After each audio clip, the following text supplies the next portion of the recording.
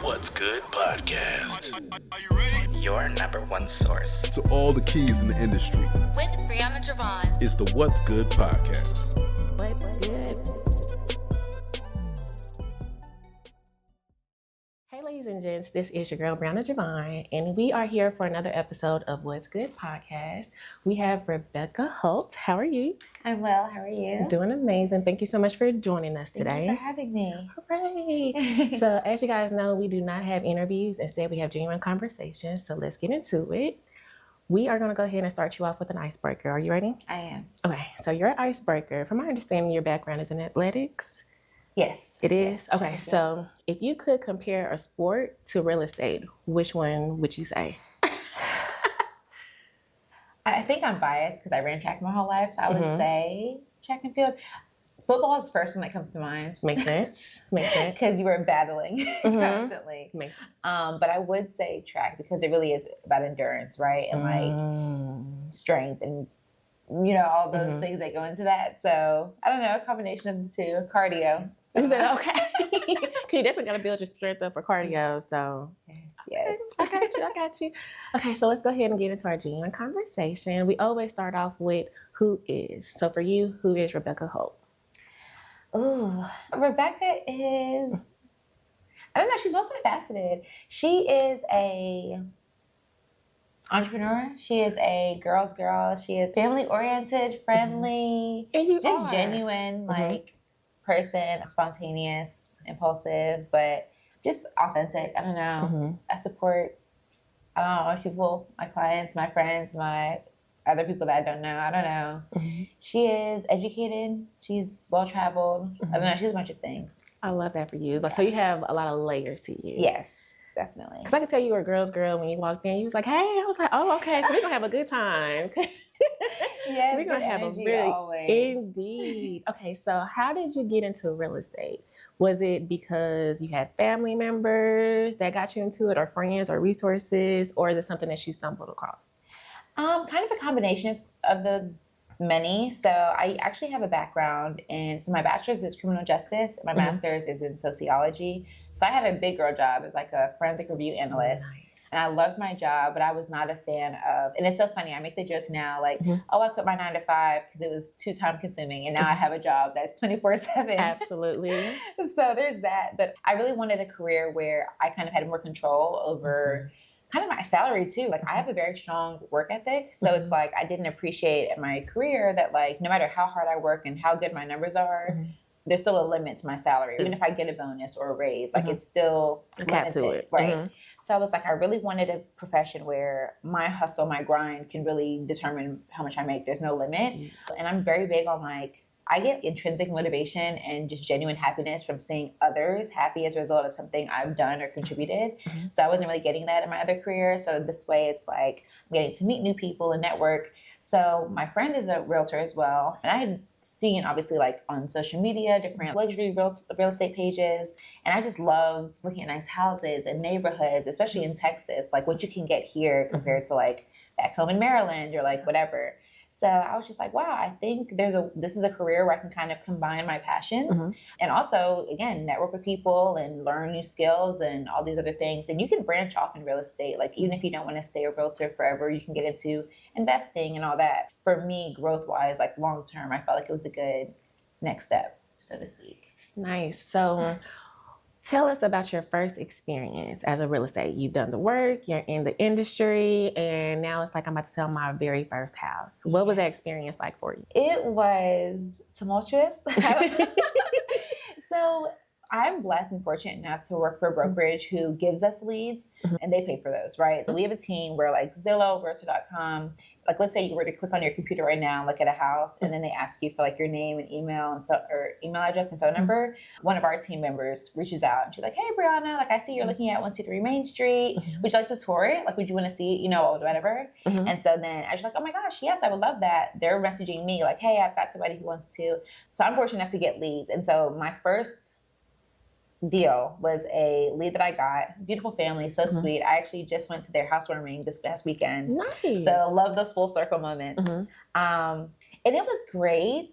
We had went around to different houses, throughout a few weeks, found the one. She was very particular about the style that she wanted. We were looking specifically, and then we found the one. I was nervous because on the listing it said FHA or conventional loan only or something, and she was using a different type of loan. I think where a lot of agents would have just been like, oh, well, sorry, you can't get this house. The listing, financing isn't with what you're looking for. I called the listing agent. I'm like, hey, that's right. Because the one thing about it, I'm going to make sure, So I was like, hey, I see that you have listed that you guys are looking for, cash or conventional. My buyer has an FHA loan that she wants to use. Like, can you explain to me why you're what your reasoning is behind that, and if your seller would be willing to consider. Right. And so then they explained to me or whatever. So I was really proud because I ended up getting them obviously the house. So it's like he explained to me that they'd been burned in the past with other deals. So just for the sake of. So but with that listing agent, I had also some other little learning experiences. I know we'll call them. The little tedious things in the background. Along the way, even when we submitted the offer, it's kind of like a negotiation, right? Like we submit an offer, they counter or whatever. His counter was nothing. It was just no, you're going to pay full price, and you guys are paying title and survey. It was just there was nothing being offered. Yeah.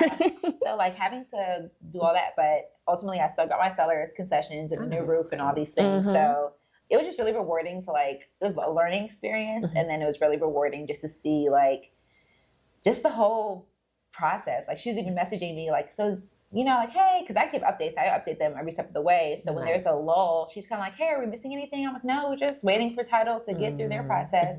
And then getting them in the house was just an amazing moment. Her and her little boys and her husband, they were just loving it. And then again, seeing them at their housewarming this past weekend, I was just seeing them all moved in and what they've done to the place. So it was exciting. It was frustrating. It was all the things. But yeah, it was good. That's good. So coming from a beginner, have not done anything when it comes to real estate, never bought a house, but I'm looking into doing it. How would you explain to me the process? As you mentioned, there's a lot of different things. You got to wait for the title. You got to wait for this. You got to wait for that. What would be some introductory things that I should know before even moving forward with talking about, oh, I want this type of place, or I want this type of place? First is finances, right? Making sure you're in a good financial position, or if you're not, speaking to a lender so they can tell you what you need to do to get to the position you want to be in, right? Because a lot of people think there's a lot of behind the scenes, numbers wise, that people don't understand. So they may see a house that's listed at $300,000 and do the math and think their monthly payment's going to be X, Y, and Z. But there's no, there's PMI, there's taxes, there's HOA fees, and that'll add another $1,000 to your monthly payment, right? Easy. So you want to make sure you're in a good financial position to see what price point you can, afford, and then from there, just getting a good realtor. You can do your research online, kind of get a feel for what you like and some deal breakers or non-negotiables for when you're searching. But really, a good realtor is going to help guide you through things that you wouldn't know to look out for. And then just obviously making no big purchases. I know people like to buy cars and all these things, but you want to make sure, credit-wise, you're good and solid. And then just being realistic and also being willing to kind of compromise in certain areas. You may not be able to get all 10 things on your list, but especially if you're a first-time home buyer, your first home is probably not going to be your dream home that you end up in. So just being able to think long-term and bigger picture, and then also be willing to maybe put some work in. If you're at a smaller budget and you want something grander, okay, maybe get a lower price point house and then slowly renovate. You know what I mean? But yeah, talking to your realtor, being honest and transparent about your situation, your timeline, what you're wanting. And then, just be willing to kind of be taught and educated and then kind of guided.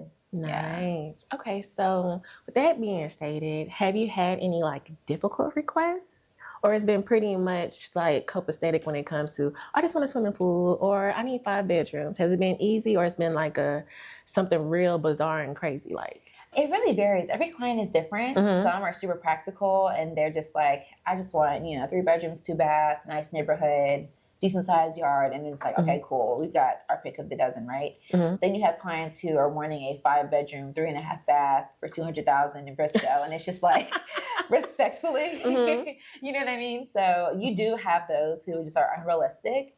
As a realtor, it's our job to manage those expectations and Right. to educate the client. So I'll show them, like I'll pull up the MLS and scroll through them like, here, I'm going to put your criteria in and I'm going to show you what pops up, right? I'm going to show you what's So good. populating because I'm not being biased. Like I'm going to show you what is available in the market. So that's how I handle those conversations. And then you can get creative. If you want something nicer, that size, it's going to be a fixer-upper. So I have contractors I work with. They can give you good quotes on like that work, but it's going to be hard. You know, they can say like champagne taste on a beer budget. Yes. And I mean that respectfully, right? But that's the reality of it. Right. So yeah, I've had a few, but you know. Yeah, just keep the handle ball it. rolling. So you mentioned like you have contractors that you work with. What does your team look like? I've had conversations with people that they had people in the banking industry just in case you need some lending. And they've had conversations with people in the credit industry just in case their client doesn't have top-notch credit. So what does your team look like to provide those resources to your clients? My team is whatever you need, honestly. So when it comes to, I have roofers, I have HVAC guys, I have plumbers, I have lenders, and I have my preferred, right? So it's like 2 to 3 partners, just because I want people that I trust, people that I've already done business with, and they've done good business.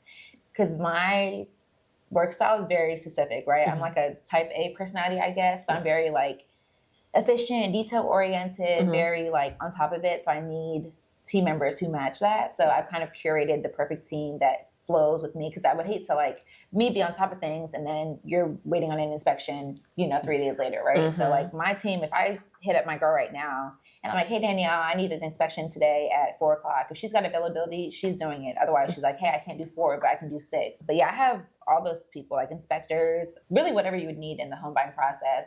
Credit repair people as well, just because again, like when it comes to, some people aren't necessarily in the ideal, because you can be in a good enough position to buy it, but we really want to make sure you're in the best possible, especially in today's market with interest rates. I would hate to put a client in a situation where they're okay for a few months, but then they're struggling to kind of keep up with those payments, you know, 6 months down the line. So I'd rather get them into the best ideal situation. So that may mean, hey, pay down these debts a little bit over the next few months, and then we'll get you, you know, your score will be higher, you get a better interest rate, so on. And so I have people that'll help with that, right? Any area that they would need help in, we're going to get it done.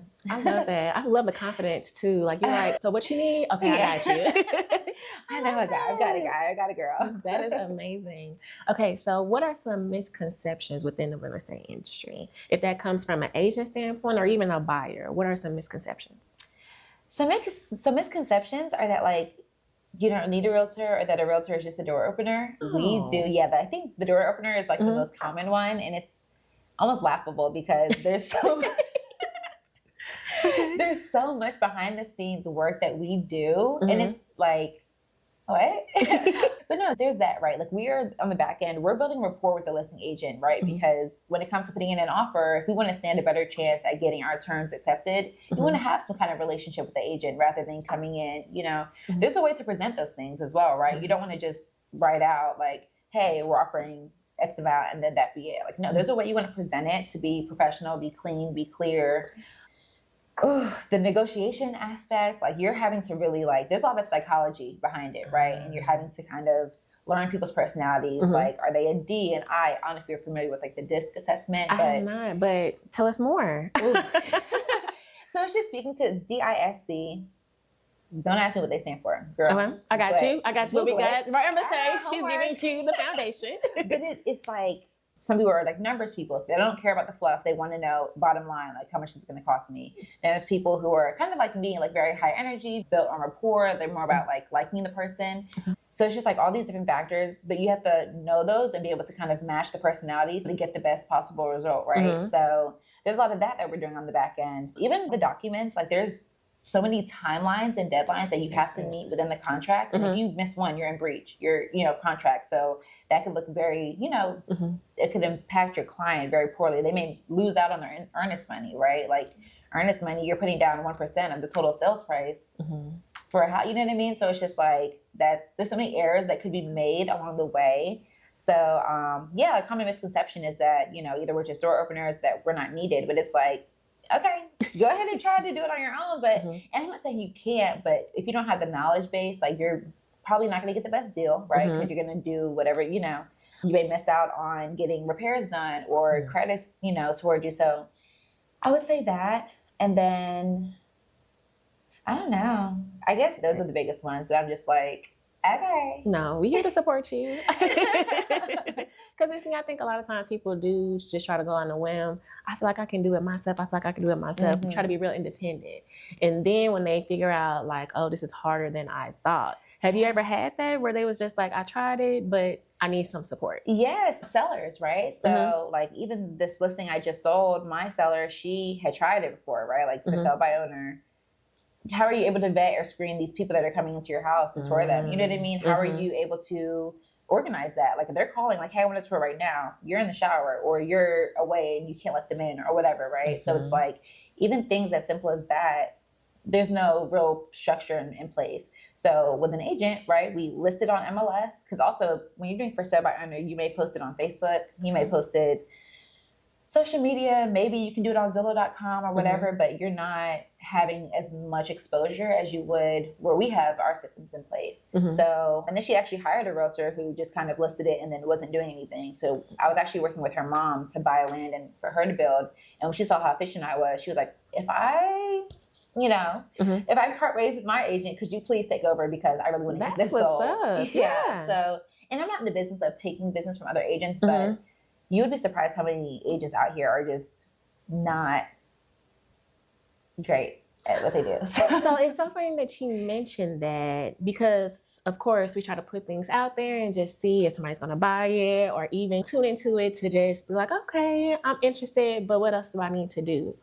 What is, as far as the agent side, what else do you need to do in order to sell a property or like you mentioned, land, whatever the case may be, other than just posting it on social media? You need to communicate. You need to know about the property, right? You need to know the market. You need to know the area that you're selling in. You need to know the things about the home that you're advertising, right? Because when you get those calls from buyers or buyers agents and they're asking about the house or the property, you need to be knowledgeable and be able to answer their questions and to be able to answer them confidently and accurately, right? Because you don't ever want to misrepresent, right? So you want to market it. You want to be knowledgeable about it. You also want to run all your comps and research, right? So before I even list a home, I need to do my research and see, okay, what homes similar to this one have sold in the area in the last 3 months? At what price point did they sell for? What price were they listed at compared to what they sold for? You know, and you want to get that information so you can accurately price the home, right? Because you can never underprice a home, but you can always overprice one. And what happens a lot in the market is sellers want to sell. They know the value of their home. Like, oh no, this is my granny's house. I knew that. Like this house is worth X, Y, and Z. Okay, the market's saying it's worth this, but you want to list it for this. You can do that. It's going to sit because people are going to come and see it, and they're going to say, "This is a nice house, but it's not worth the price tag," right? And rather than submit an insultingly low offer, they're just going to move on. But if you underprice a house, or if you accurately price a house, people are either going to come in and be like, "Oh wow, this is nice." Like, yeah, let's offer asking. Or they're going to be like, whoa. And you're going to get multiple offers where that's the ideal situation, right? Because then people are competing to get your house, right? So then you can sell it for over asking or whatever. So you want to do your research to make sure that it's priced accurately and then just a clean and professional setup, right? So when it comes to showings, I do Supra, which is like a Bluetooth style key holder. And you set it up through Showing Time or Broker Bay, and that's where other agents are able to schedule a showing for the house. I get a notification, my seller gets a notification about what time, what date people are coming, and then they can know to keep the house clean or make sure it's ready and, you know, all those things. And then it's a seamless process. They don't have to do anything. They just leave the house, or if it's vacant, you know, and they just come, show the house, and then, you know, clean up afterwards or close the doors and, you know, lock them. Yeah, so I guess that's really the overall behind that. Nice. I mean, because I feel like even as a business owner, I think we run so much to social media to sell our services. And I'm like, I feel like you should do more because, of course, word of mouth, just like how the seller had found you, they saw that you were good at and amazing at what you do. So it was like, you know, let's jump on Rebeka's board. But I just feel like a lot of times in general, I think it's more than just social media. I feel like you have to show up. You have to do your research. You have to know what you're talking about. And that's in all facets of every stage of business. So I wanted to just pick your brain and just see what else is needed out there. Yes, absolutely. Absolutely. Okay. So let's go ahead and get into our next segment, which is highs and lows. Okay. We're going to start with your high. Anything you want to celebrate, pat yourself on the back to say, hey, Rebeka did this. And it doesn't have to pertain to real estate. It can be any part of your life. I mean, high is, I moved to Dallas last year. And So then, you're a newbie. Yeah, I'm new. And then I started real estate when I moved here. So like a lot of people within the first 3 to 6 months of real estate quit, right? Because it's a commission-based career. If you don't get closings, you don't secure deals, you're not getting paid. And you also, to do this job effectively, you have to be full-time. So it's kind of like either you need to have savings or some kind of residual income that's going to take care of your expenses in the meantime, or you need to be out there closing deals and making money. So it can be very mentally draining for that reason sometimes. And then in addition to that, like, I think people also don't realize realtors, we are therapists, we are research, we're all these things in addition to just writing contracts and submitting offers. So like that can be a lot to take on too. Like, and then you think about it, for my clients, I'm their only realtor, but baby, I've got multiple clients. Right. So think about, I'm getting a call from one client freaking out, or, this one's getting cold feet, or this one's da-da-da. So it's like being able to manage all that. And then the average realtor, don't quote me on the stats, but like for their first year, right, they'll close 1 to 5 transactions for the year. And I did that in my first 5 months, right? 5 to 6 transactions in the first 5 months. So it's just like, I'm proud of myself, for being able to like get it done and like get it done well, because I'm big on like doing things with excellence. And then just coming to a new city. I mean, this is like my 5th city that I lived in. So just like, kind of starting all over again. No friends, well, I had 2 friends here, but like no family here, a whole new career. And then my spiritual journey since I moved to Dallas has been life-changing. So I just feel a lot of highs there. I got baptized last month. So congrats. Yes, thank you. I love that for you. Like, what made you specifically come to Dallas? Was it, like you mentioned, you had your 2 friends out here, or you just wanted something new? Yes, I was in Houston for 3 years before this. Nice. Houston was a ball. That's my second home. Yes. I'd outgrown the culture there. It's very like fast-paced. It's very like much a party city. Absolutely. Like I said, a good time, but for like, I'm ready to like settle down and kind of focus and whatever. So I wanted somewhere that was kind of the combination of the two, right? Like somewhere that I could still have a good time, but also focus, be around other like-minded individuals who are, business-oriented, cultured, and like sophisticated. I had friends in Dallas and 2 really good girlfriends of mine. So just being closer to them and just being in a new environment and then also I was already working to get licensed in the state of Texas for real estate. And so Dallas obviously being prime territory. So. Okay, that's good. Okay, so on the other end, we talked about your highs. Now let's talk about, I don't want to just say a low, but anything that challenged you. It can be in real estate, like I mentioned. It could be your spiritual guidance, where you are today. Anything that was just, ooh, should I be doing this? Is this really where I need to be in life? Or should I be focused on something else? And how did you pull yourself up to make sure that you get back to where you are, get back on track? Right. Well, same with the highs, Similarly, those things were also lows, right? So coming to a new city where I didn't really have friends or family was very, I guess, like lonely for me in a way too, because it's like, don't have, the 2 friends I have, they're both married with kids. So it's a different setup, right? Like I'm, well, not a boyfriend, but at the time it was single, no kids. So it's just like, their availability isn't the same as mine. Like if I say, hey, let's go to brunch right now, girl, I got to schedule with them 2 weeks in advance. Right, because they got to get babysitters. It's the whole thing. So just being like kind of lonely in that. And also people are weird. So when it comes to like friendships, no, seriously, I've been traumatized. So it's just like when it came to like building new friendships and relationships, that was kind of a slower process too, right? And then people don't really talk about it in adulthood. It's a lot harder to connect than it is when you're younger, right? Like you're in school, elementary through college, you're around people all day to have those opportunities. But unless you're actively making that effort in your adulthood, like going out to places, but then it's like, okay, I'm going out by myself. It's just like, I struggled with that. And then even like with real estate, like I did get overwhelmed. I was getting stressed out. And then it's like losing the security of a guaranteed paycheck every 2 weeks compared to like, even when you go under contract, even if everything goes as smoothly as it's supposed to, you're still not closing for about a month. So it's like there's still that delayed payment, right? And then by the time that paycheck comes, you're probably catching up on not late bills, but you know what I'm saying? Like you're just re-upping, bills already due again kind of thing. So adjusting to that change in dynamic. And then what else? How long did it take you to adjust to transitioning from security paycheck to now commission? Are you still adjusting?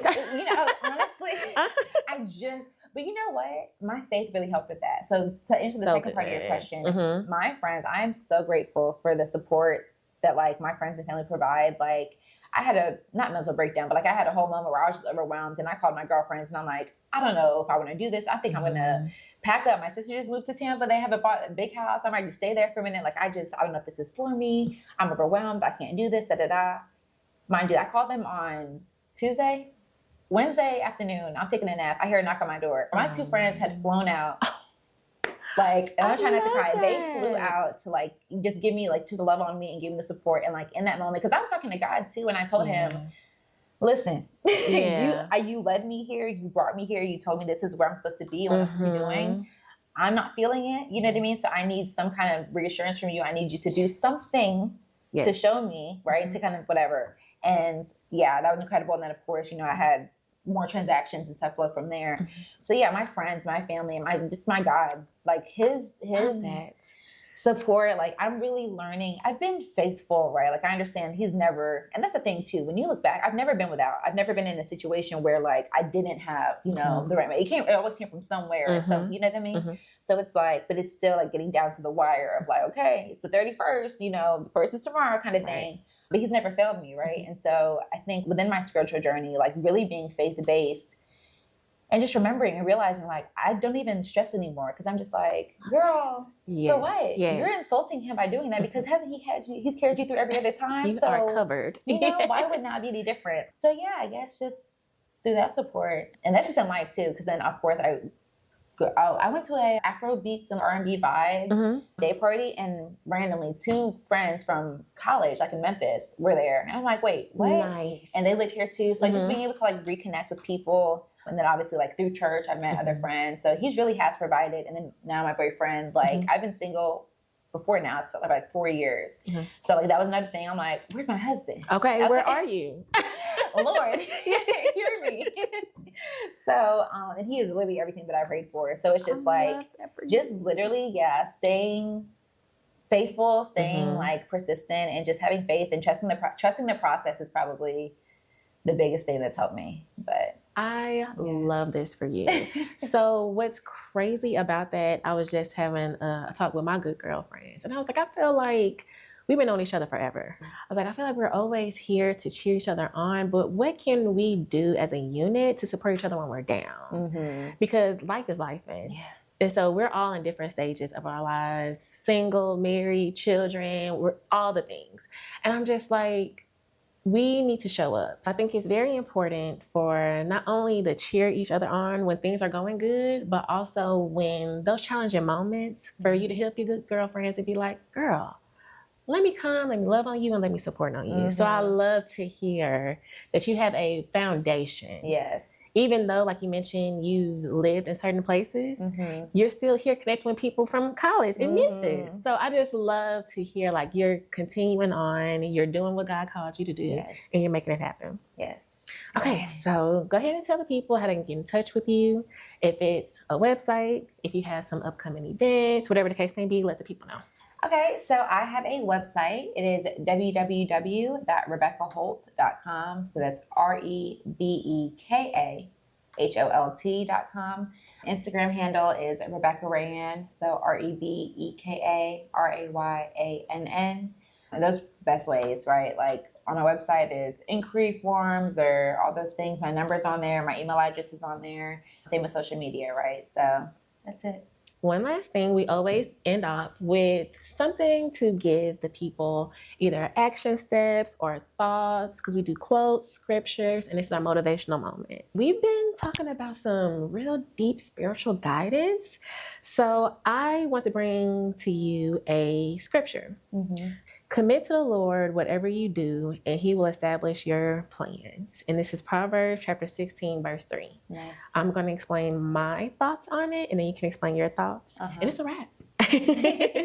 Okay, so for me, when I was writing this down, like you mentioned, it is not easy. As a business owner myself, coming from paycheck to paycheck and knowing you're going to get paid in 2 weeks versus if I don't work, I don't eat, that's a different mindset. I question a lot of times, like, am I going to do this? Coming from an accounting background to now doing media, I have no experience. So it was a lot. So for me to hear how the transition of your life and even starting all over, because that's scary too. And coming from a familiar place to an unfamiliar place and starting all over, I commend you. And like you mentioned, you had got baptized. Congratulations. And I'm about to get a little emotional. Just thinking about my own purpose and the things that God has given me, I think it can be a whirlwind sometimes where we only look at what's in front of us versus knowing the spiritual warfare that you're not alone. And so we give it up to God and we just share it with him like, okay, we're supposed to be in this together. Right. But I feel like I'm alone. Where are you, Lord? Yeah. So I just think it's amazing. I commend you for sticking in there, talking to God, and not just being, I'm going to just take this day to day and just see how it is. You're like, no, Lord, it's me and you. Like, what do we do from here? Give me the guidance, give me the light to let me know what the next steps are. So when I was writing this, I didn't know this is where we was going to get to today.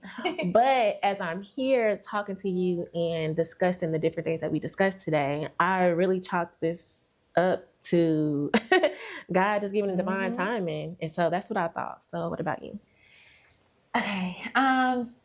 Give your plans to the Lord and commit to the Lord, whatever you do, and he will establish your plans. Yeah, I feel like, and girl, shout out to you as well as an entrepreneur, right? Because I know it is not easy. So Thank you. I'm proud of you for sticking it in. It's a process. But I would say, to your point, establish what it is that you're wanting to do, what you're called to do, and just having faith that like God's going to provide. He's going to provide the clients, the customers. As long as you do your part, he's going to do his. So for me in my situation, it was overcoming those obstacles and just staying persistent despite the tribulations and just trusting the process and just really having faith and believing that, God is going to help me, through this, whatever. And he has, and he did, right? So, and to anybody, my biggest advice is to get in touch with the Lord.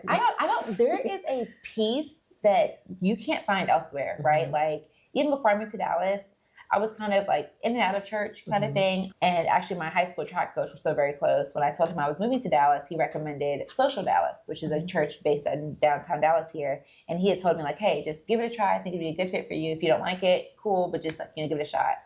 I went and I've been there ever since. But the way that like even hearing the word and like just being reminded of the scriptures and like all the things like and just God's presence, like, and you see it in life, you'll see, maybe there's a situation where, again, you don't know where it's going to come from or you're coming to the bottom of the line and then boom, you know what I mean? So I just think, that scripture is just speaking to having faith and just trusting the process. Like, do what you said you're going to do what the Lord is asking you to do, and he's going to do what he promised he would.